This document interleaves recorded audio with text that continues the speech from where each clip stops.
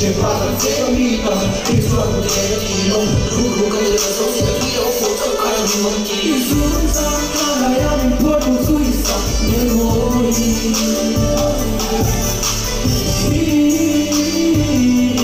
toàn rồi ông mình có thì lúc này đi đôi tình sao đi cô đi kia mà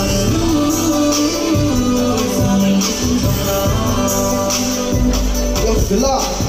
Hit me, money low, tụ thành đời rồi nâng phá ơi, đâm tan xóa như nắm lâu, tụ trên tí ở trong không lâu, bởi tên nằm dưới kia nằm lời không nghe tụ nghe chuyện như thần, không sẽ qua sẽ hiện rất xa, một lối gần hướng mỗi thang, trả lời với rồi sao phải là bởi, càng tôi cứ đang hoa đi rồi, và nó nằm chết rồi như đi đầu, con tôi đi nào sẽ không có rồi, tan cho cái tí nằm tôi sẽ làm nói chuyện sao nó nên mà xin là rồi anh biết sao mà trái nên chúng ta đâu nói, biệt tôi là nhẹ chúng ta đâu nói, vượt vương tấm lâu đi, bỏ đầu sang sau mới sẽ nhớ, đúng chẳng cái tóc mấy tôi đã luôn niềm,